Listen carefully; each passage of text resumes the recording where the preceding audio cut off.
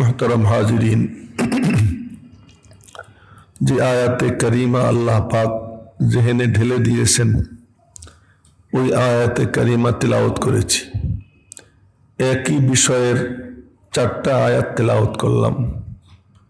বিভিন্ন জায়গায় আল্লাহ পাক রব্বুল আলামিন তার নিয়ামতের বর্ণনা দিয়েছেন। আল্লাহ পাক জাল্লা জালালুহু আম্মা নওয়ালুহু তিনি তার বান্দাদের উপর, মখলুকাতের উপর অনবরত নিয়ামতের বারিধারা বর্ষণ করেই যাচ্ছেন।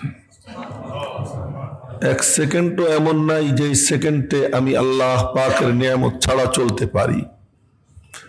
প্রত্যেকের উপরে, প্রত্যেকটা মখলুকের উপর আল্লাহ পাকের অগণিত অসংখ্য নিয়ামতের বারিধারা বর্ষণ হয়েই যাচ্ছে। আল্লাহ পাক নিজেই বলেন, আলাম তারাও, তোমরা কি দেখো না, তোমরা কি লক্ষ্য করো না, আন্নাল্লাহ সাখখারা লাকুম মা ফিস সামাওয়াতি ওয়া মা ফিল আরদ, আসমান ও জমিনে যা কিছু আছে সব কিছুকে আল্লাহ পাক তোমাদের অনুগত দাস বানিয়ে দিয়েছেন। কি তোমরা দেখো না?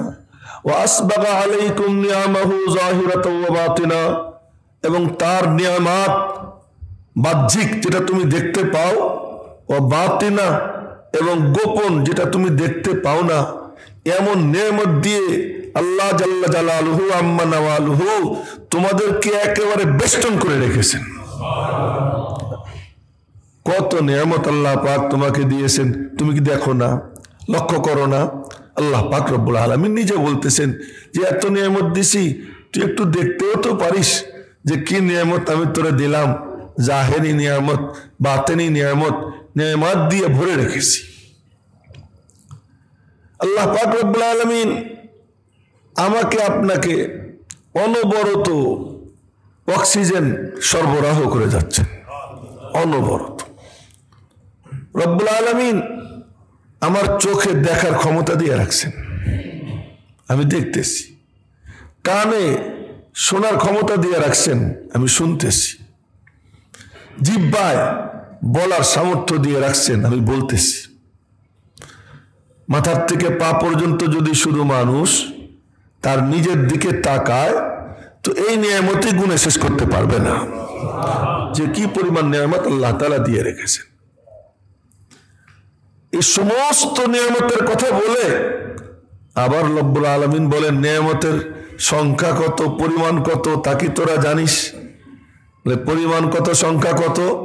আল্লাহ পাক কোরআনে কারিমে চ্যালেঞ্জ দিয়ে বলছেন, চ্যালেঞ্জ দিয়ে বলছেন। কি কি, কোন কায়দায় দেখেন তো কিভাবে বলেন আল্লাহ পাক রব্বুল আলামিন যে ওয়ালাউ আন্না মা ফিল আরদি মিন শাজারাতিন নাকলাম, এই ধরাপৃষ্ঠের যত বৃক্ষ সব যদি হয় কলম, ওয়াল বাহরু ইয়ামুদ্দুহু মিন বাদিহি সাবআতু আবহুর, ধরাপৃষ্ঠে যত সমুদ্র আছে তার 7 গুণ যদি তার সাথে মিলে যায়, আর তা যদি হয় কালি, মা নাফিদাত কালিমাতুল্লাহ, আমি আল্লাহর হুকুমে যদি লেখা শুরু করে লিখতে লিখতে কালি যাবে, কলম ভেঙে যাবে, তো আমি আল্লাহর নিয়ামত শেষ হবে না, লেখা শেষ হবে না।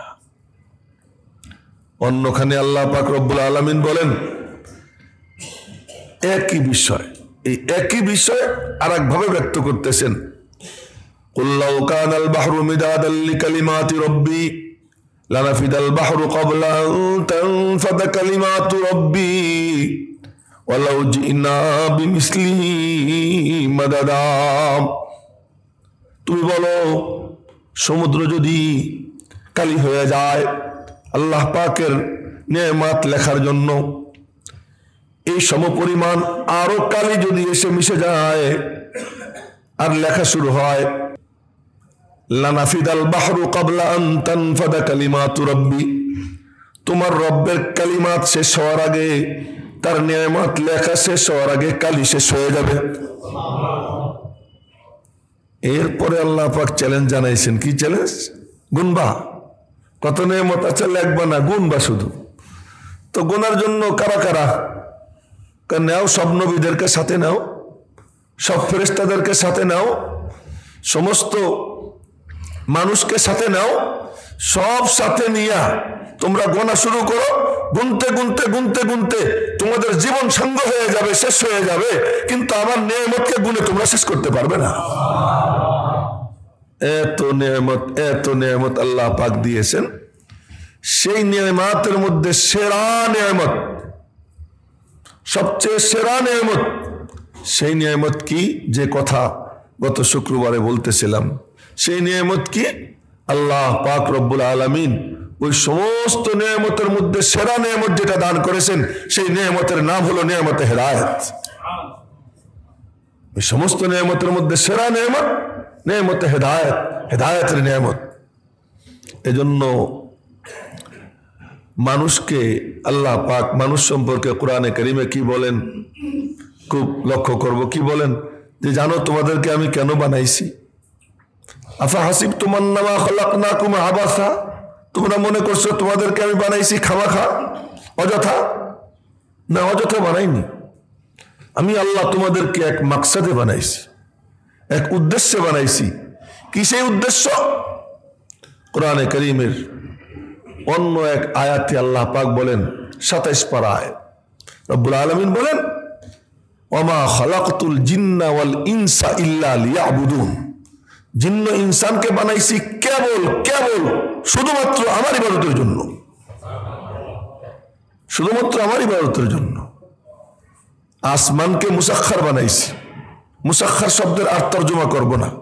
মুসাখখার মানে এমন দাস যে আহ করে না, যে কারণ জিজ্ঞাসা করে না, যা বলে তাই করে যায়, নীরবে সেবা দিয়ে যায়, বিনিময়ে কিছু চায় না, কারণ দর্শাইতেও বলে না, এই হুকুম কেন করলা তা জিজ্ঞাসাও করে না, নীরবে শুধু হুকুম পালন করে যায়। এর কি বলা হয়? মুসাখখার বলা হয়।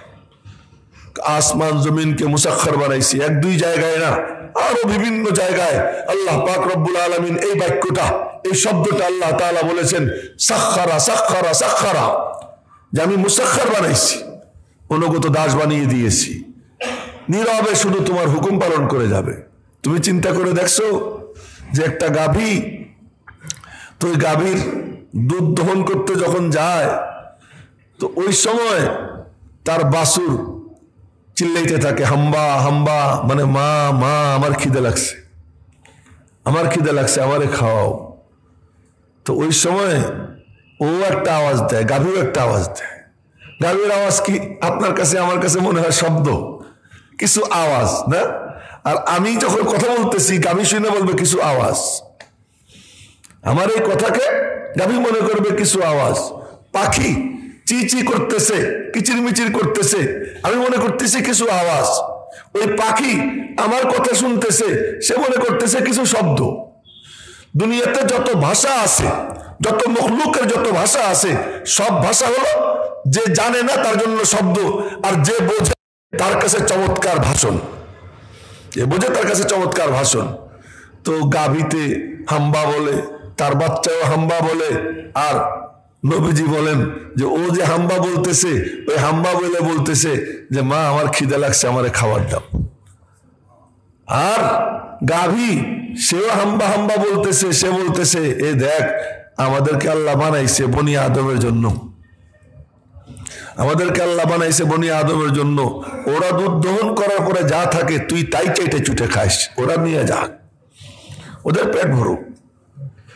তো কেমন ভাবে মুসাখখার, ঘাড়ও ঘুরায় না, উপরে বুঝা দিছে, হেঁটে যাইতেছে, ওই ঘোড়ার চোখ দিয়ে পানি পড়তেছে, ওই ঘোড়ার চোখ দিয়ে পানি পড়তেছে। ওই গরু গাড়ি টানতেছে, তার উপরে গরুর গাড়িতে মাল, হাঁটতে পারতেছে না, ঠাস ঠাস করে বাড়ি মারতেছে, আর ওই বাড়ি খেয়ে সে কষ্ট করে কি করতেছে? হাঁটতেছে। যদি আল্লাহ পাক ওরে সামর্থ্য দিতেন, ওর ভিতরে মনোভাব দিয়ে দিতেন, আমি নড়বো না পারলে তুই আমারে নাড়া, আমি হাঁটবো না পারলে তুই আমারে হাঁটা।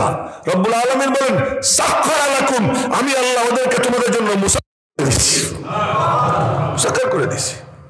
ও তোমার অনুগত দাস, বিনিময়ে চাবে না, ঘাড় ঘুরাবে না, কারণ জিজ্ঞাসা করবে না, নীরবে তোমার হুকুম পালন করে যাবে। এমন ভাবে মুসাখখার বানাই দিছি। আমি আল্লাহ তোমারে কেন বানাইছি?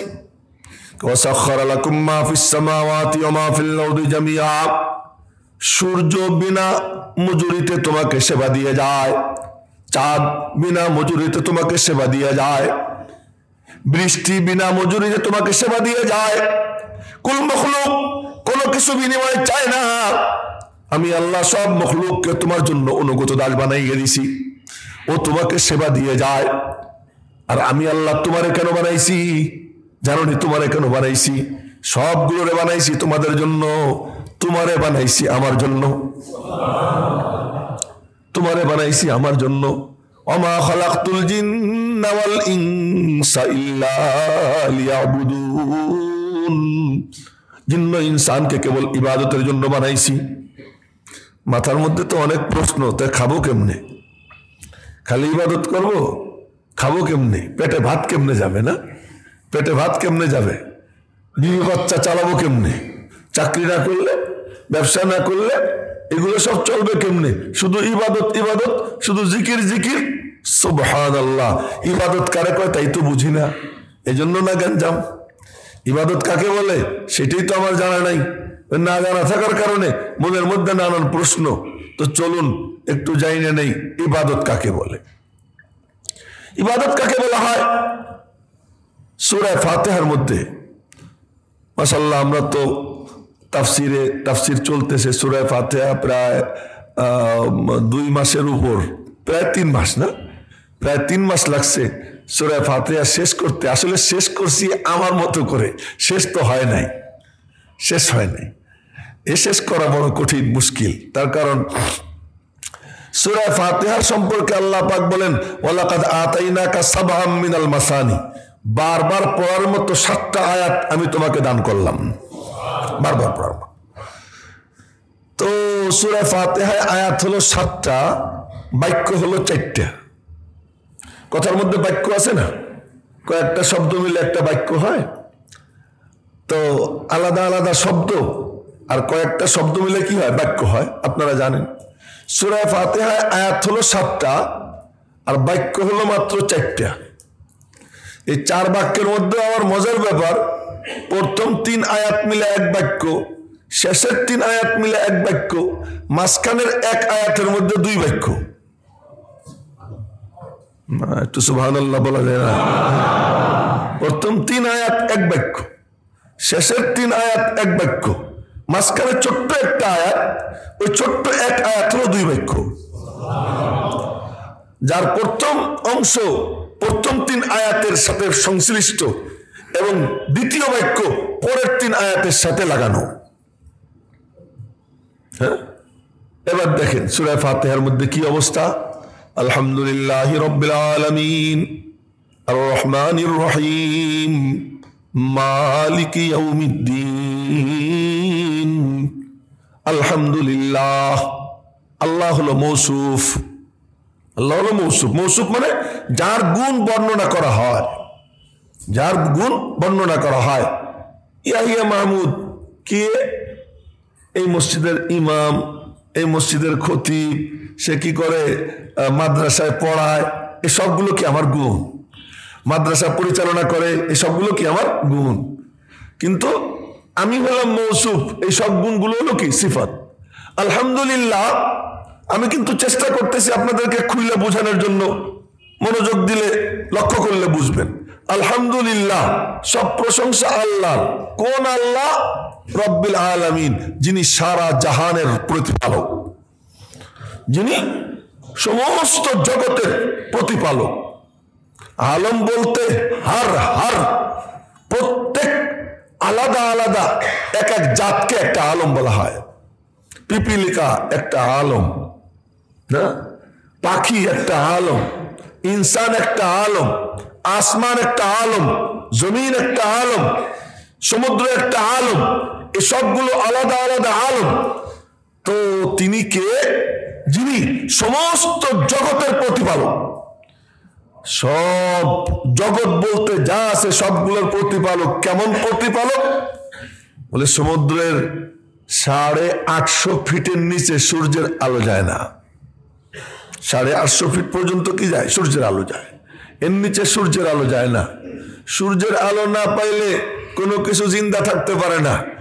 আপনারা দেখেন আসহাবে কাহাফের যে 7 জন গর্তের মধ্যে লুকাইছিল, ওই বাদশার ভয়ে ঈমান বাঁচানোর জন্য গিয়ে ঘুমাইছে তো আল্লাহ পাক রব্বুল আলামিন 3 শতাধিক বছর না 3 শতাধিক বছর আল্লাহ পাক তাদেরকে ওখানে ঘুম পাড়িয়ে রাখছেন একটানা, কিন্তু তাদের দেহ কষতে দেন নাই। কেমনে? ওয়াতারা শামসা ইযা তালাত তাযাবারু আন কাহফিহিম যাতাল ইয়ামিন ওয়া ইযা গারাবাত তাকরিদুহুম যাতাশ শিমাল। রব্বুল আলামিন বলেন, সূর্য যখন উদিত হয় তুমি ওখানে গেলে চাইয়ে দেখবা ওই সূর্যের আলো ওদেরকে আলো দিতে দিতে ওখান দিয়ে যায়। যখন উদিত হয় ডান পাশে, তাযাবারু আন কাহফিহিম যাতাল ইয়ামিন, ইয়ামিন মানে ডান, ডান দিকে আলো দিতে দিতে যায়। আবার যখন সূর্য ডুবে তখন ওদেরকে বাম দিক দিয়ে আলো দিতে দিতে ডুবতে থাকে।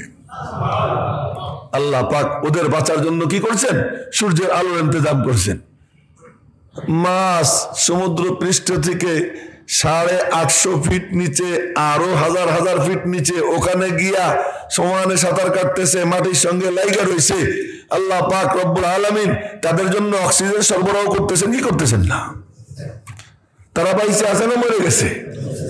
সদর তো বেঁচে আছে না?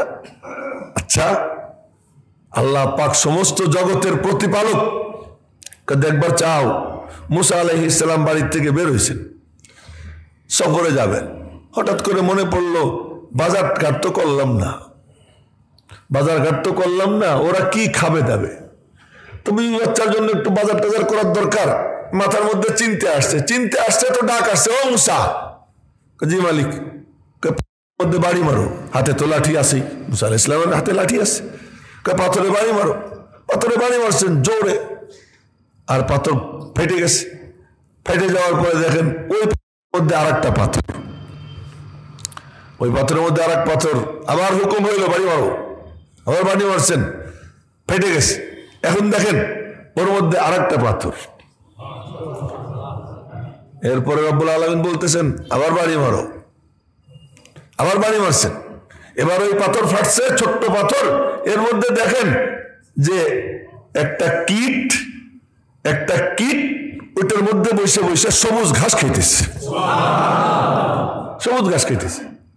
মুসা আলাইহিস সালামকে আস্তাগফিরুল্লাহ, আল্লাহ মাফ করে দাও।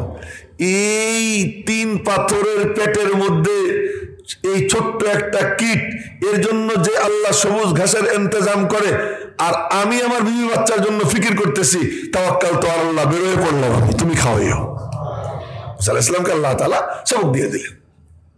তো আল্লাহ পাক কে? আলহামদুলিল্লাহি রাব্বিল আলামিন, যিনি সমস্ত জগতের প্রতিপালক। এই প্রতিপালক শুধু কেবলমাত্র খাওয়ান তাই না, একটু একটু করে বড় করেন। রোগ ব্যাধি হইলে রোগ ব্যাধির থেকে বাঁচার কি উপকরণ দরকার? সমানে ভাইরাস আসতেই থাকে, চতুর্দিকে ভাইরাস আর ভাইরাস। যদি কোনো সময় রব্বুল আলামিনের প্রোটেকশন বন্ধ হয়ে যায়, তখনই দেখা যায় ভাইরাসে আক্রান্ত হয়ে যায়। অনবরত ভাইরাস আসতেই থাকে। রব্বুল আলামিন চোখ দিয়ে দিছেন, এই চোখের মধ্যে সমানে ভাইরাস ঢুকতেই থাকে। আল্লাহ পাক আবার ওয়াইফারও দিয়ে দিছেন চোখের মধ্যে। হ্যাঁ, ওয়াইফার দেখছেন নি? গাড়ির সামনে এমন করে, গাড়ির সামনে এমন করে। প্রাইভেট গাড়ি হোক আর বড় বাসই হোক, সুইচ চাপ দিলে ওয়াইফার ডাইনে যায় বায়ে যায়, গ্লাস পরিষ্কার করে দেয়। রব্বুল আলামিন চোখের পাতা দিয়ে দিছেন, কি সুন্দর পাতা। খোলে লাগে, একবারও ইচ্ছা করে আমি খুলি না, একবারও ইচ্ছা করে লাগাই না, অনবরত খুলতে থাকে, লাগতে থাকে। আল্লাহ পাক ওই ভাইরাস পরিষ্কার করে দিতে থাকেন। যদি কোনো একটা ভাইরাস যদি আল্লাহ পাকের এই প্রোটেক্টরের ওই যে টাইম, সেই টাইম ওভার হয়ে যায়, একটু ওভার হয়ে গেল, আর কি যন্ত্রণা চোখের মধ্যে শুরু হয়। রব্বুল আলামিন মাঝে মাঝে দেখায়, দেখ আমি আল্লাহ কেমনে চালাই। ওই রব কেবলমাত্র রিজিক দেয় তাই না, এ তো তোকে সব সময় তোর হেফাজতের ইন্তজাম করে রাখছেন। তুমি শুয়ে আছো, তোমার নাকের ছিদ্র খোলা, তোমার কানের ছিদ্র খোলা, তোমার দুই ঠোঁটের ছিদ্র খোলা, কত পোকামাকড় আশপাশে ঘুরতে থাকে, আজ পর্যন্ত তোমার ঠোঁটের মধ্যে দিয়া মুখের মধ্যে কোনো পোকা ঢুকলো না। তোমার তো ঠেকানোর কোনো সামর্থ্য নাই। তোমার কানের মধ্যে ঢুকতে পারতো, তাও তো ঢুকে না। হ্যাঁ, তোমার কানে ঢুকতে পারতো, ঢুকে না। তোমার চোখে গিয়ে কামড় দিতে পারতো, তাও তো দেয় না। হ্যাঁ, কালে ভদ্রে লাখো কোটির মধ্যে দুই একজনকে এমন ঘটানো হয়, ঘটাইয়া বাকিদেরকে সবক দেওয়া হয়। দেখ চাইয়া চাইয়া আমি আল্লাহ কেমন করে হেফাজত করি। তুই যখন শুয়ে থাকিস, আমি আল্লাহ তোর পাশে হেফাজতের জন্য ফেরেশতা বসাইয়া রাখি। কেমন রব্বের রব। আলহামদুলিল্লাহ রব্বিল আলামিন। সমস্ত প্রশংসা, এই তাফসীর তো করা আমার মাকসাদ ছিল না, আমি হলো আসল জায়গায় যাওয়ার চাইতেছি। আলহামদুলিল্লাহ, সমস্ত প্রশংসা আল্লাহর। আল্লাহ হলেন মৌসুফ, মৌসুফ, মৌসুফ, আর পরের তিনটাই হলো সিফাত। রব্বিল আলামিন, আর রহমানির রহিম, মালিক ইয়াউমিদ্দিন। এই তিনটা সিফাত, তিনটা না কয়েকটা। রব্বিল আলামিন একটা, আর রহমান দুইটা, আর রহিম তিনটা, মালিক ইয়াউমিদ্দিন চারটা। এই চারটা হলো সিফাত, গুণ। এই চার গুণ আর মৌসুফ, মৌসুফ আর সিফাত দুইটা মিলে একটা বাক্য হয়। ওই বাক্যরে বলে জুমলায়ে তাওসিফিয়া, গুণবাচক বাক্য, গুণবাচক বাক্য। হ্যাঁ হ্যাঁ রে, আরবি কইলেই মনে হয় যেন চতুর্থ আসমানের কিছু। ইংরেজি যদি বলি তখন আর কোনো সমস্যা দেখা দেয় না, না? আরবি বলে হা করে চাই থাকে, এটা কি বলে হুজুর? জুমলায়ে তাওসিফিয়া, গুণবাচক বাক্য। এই গুণবাচক বাক্য হইয়া আরবিতে দেখেন কেমনে মিলায়। লিল্লাহ, আল্লাহ মৌসুফ, আর হলো এই চার শব্দ সিফাত মিলা সিফাত। এই বাক্য হয়ে তারপর হবে কি লিল্লাহ। লাম হলো হরফে জার, যেটা জের দেয়। লাম কোন অক্ষরের শুরু, কোন শব্দের শুরুতে আসলে ওই শব্দের শেষে কি দেয়?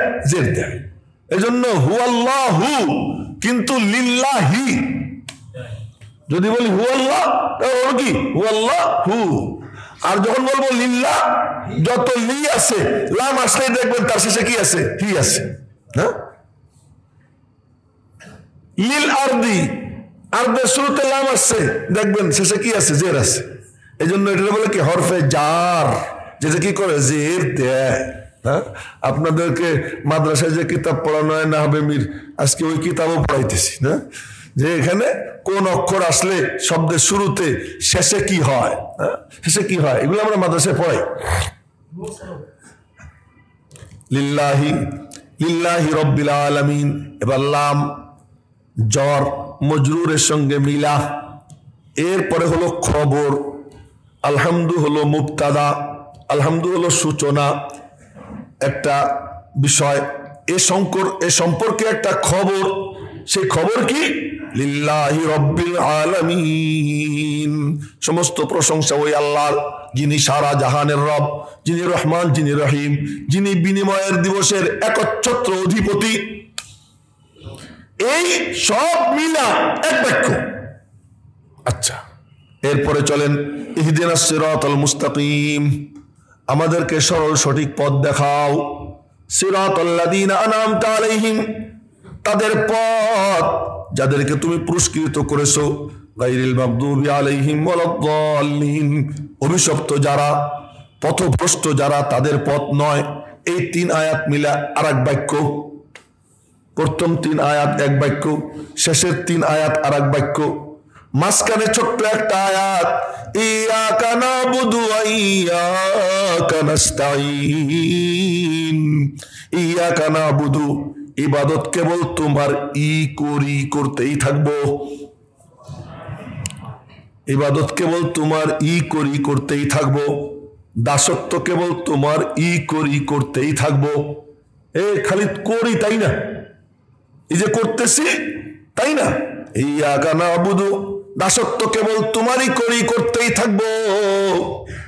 আমার পরিচয় হলো আমি আবেদ, আমার পরিচয় হলো আমি আবেদ, আমার পরিচয় হলো আমি আব্দ। আমার ইবাদত 1 সেকেন্ডের জন্য আমার থেকে আলাদা হবে না। আরো একটা মজার কথা বলি, মনে রাখেন, দ্বীনে ইসলামের ঈমান এমন জিনিস যা এক সেকেন্ডের জন্য আলাদা হইতে পারে না। ইসলাম এমন জিনিস যা এক সেকেন্ডের জন্য আলাদা হইতে পারে না। ইবাদত এমন জিনিস যা এক সেকেন্ডের জন্য আলাদা হয় না। সারাক্ষণ ইবাদত ইবাদত। তোমার নামই তো আব্দ। তোমার নাম কি? আব্দ। যার নাম আব্দ সে ইবাদতের বাইরে কেমনে যাবে? যার নাম শ্রমিক সে শ্রমের বাইরে কেমনে যায়? যার নাম মালিক সে মালিকের বাইরে কেমনে যায়? যে মালিক সে মালিক, যে শ্রমিক সে শ্রমিক। মালিক ইয়াউমিদ্দিন, আমার মাওলা হলেন মালিক, আমরা সবাই হলো তার গোলাম। তা আমাদের পরিচয় হলো আব্দ, বান্দা। তো বান্দা তো বন্দিগি না থাকলে বান্দা কেমনে হয়? বন্দিগি নাই, বান্দাও নাই। বান্দা যদি হতে হয় বন্দিগি তার থাকতেই হয়। ইয়াকা নাবুদু। এখন শোনেন যে ইয়াকা নাবুদ, আমরা তোমার ইবাদত করি, করতেই থাকবো। তো কই? আমি তো বাইরে ব্যবসায় চলে যাই, আমি তো বের হয়ে কি চাকরিতে যাই, আমি তো বের হয়ে ঘরে গিয়া হাঁপুড় হুপুড় খাওয়া শুরু করি। হ্যাঁ, আমি তো গিয়া আমার কাজ শুরু করে দিই। তো ইবাদত কোথায়? সুবহানাল্লাহ, ইবাদত কোথায়? ইবাদত কিসের নাম? ভালো করে মনে রাখবো। ইবাদত কিসের নাম? ইস্তিহজারুল্লাহ ফি কুল্লি হাল। আরবি বাক্য বললাম, ইস্তিহজারুল্লাহ ফি কুল্লি হাল। সর্বাবস্থায় আল্লাহ পাকের কে হাজির নাজির জানা ইবাদত। আল্লাহ পাককে হাজির নাজির জানা, আল্লাহর ইস্তিহজার। যে আমি বসে রয়েছি এখানে, কোনো কথা বলতেছি না, এমনি বসে রয়েছি, মনে মনে বলতেছি আমি বসে থাকতে পারতাম না, আমার আল্লাহ আমারে বসে রাখছেন। ইবাদত, ইবাদত। আমি হাঁটতেছি, হাঁটার সময় আমার শক্তি দিয়েছেন আমার আল্লাহ, তাই আমি হাঁটতেছি। আমি রাস্তা দেখতেছি, মনে মনে বলতেছি আরে আমার এই চোখে দেখার শক্তিটা দিয়েছেন কে? আল্লাহ। এর নাম হলো কি? ইবাদত। জিকির দুই প্রকার। এক প্রকার জিকির লা ইলাহা ইল্লাল্লাহ, লা ইলাহা ইল্লাল্লাহ, এটা জিকির। এদিকে আমার আল্লাহ কি বলে শোনেন, ওয়াকিমিস সালাতা লিযিকরি, তুমি নামাজ ভালো করে আদায় করো আমার জিকিরের জন্য।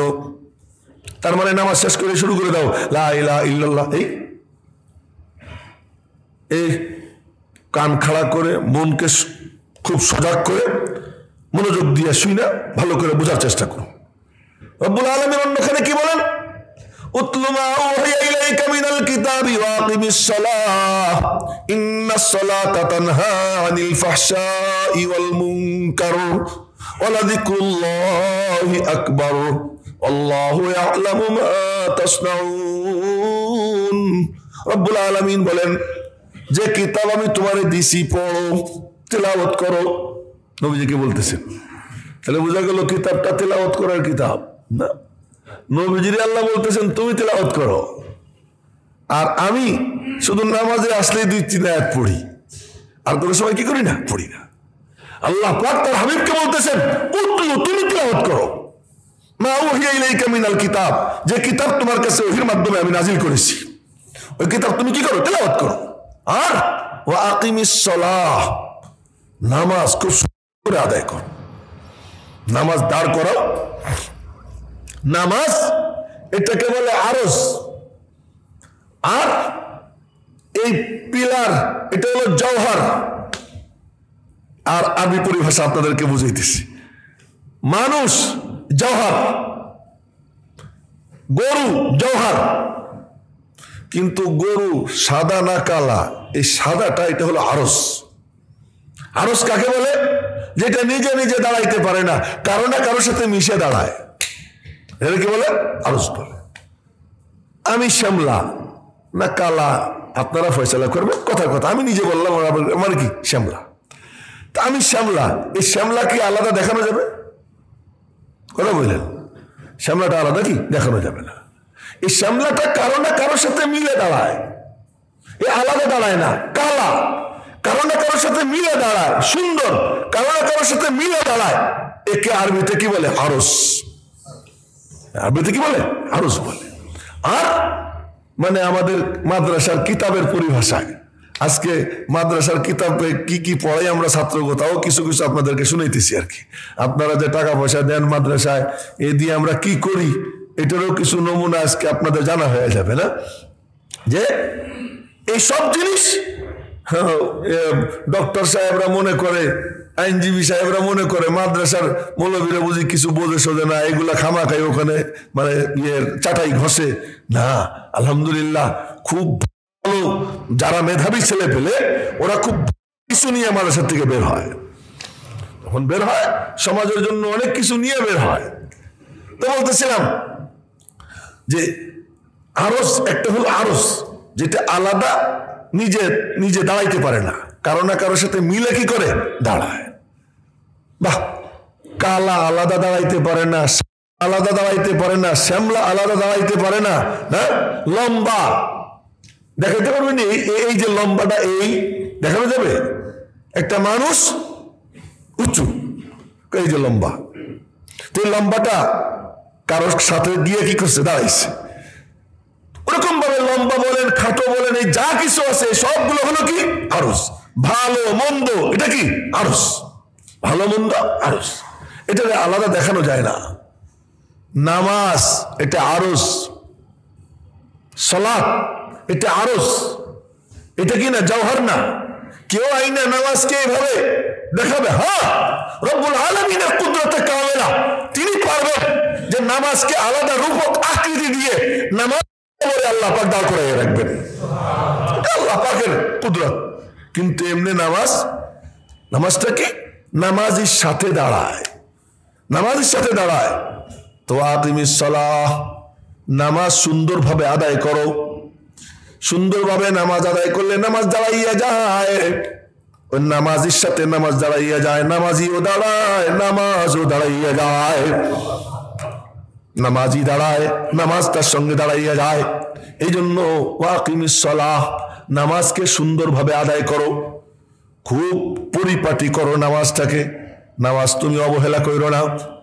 ও ভাই, কাপড়টাকে যেমন পরিপাটি কইরা আমি ইয়াহিয়া মাহমুদ পইরা আসছি, কেন নামাজে যখন দাঁড়াবা সুন্দরভাবে দাঁড়াও। আপনারাও আপনাদের কাপড় চোপড় পরিপাটি কইরেই তো পড়েন, কারণ নামাজটা যখন তুমি তোমার গায়ে ধারণ করবা, নামাজ কিসের নাম? তোমার নাক, কপাল, তোমার চোখ, চোখ সিজদার জায়গার দিকে দিবা, এটাও নামাজকে সুন্দর করা। যদি তোমার কাপড়টা এরকম থাকে, ভাঁজ পড়ে যায়, দেখতে কেমন দেখা যাইতেছে, আয়রন করবে, কোনোখানে কোনো ভাঁজ পড়া নাই, সুন্দর।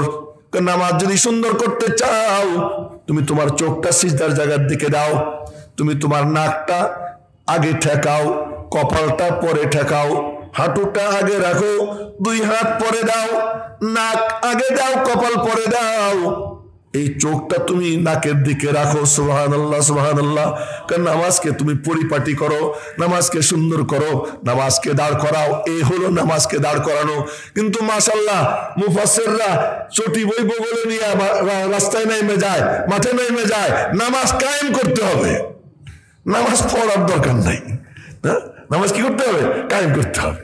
নামাজ কায়েম করার কোনো উপায় নাই, নামাজ সুন্দরভাবে পড়লেই নামাজ কায়েম হয়, নামাজ সুন্দরভাবে আদায় করলে নামাজটা কি হয়?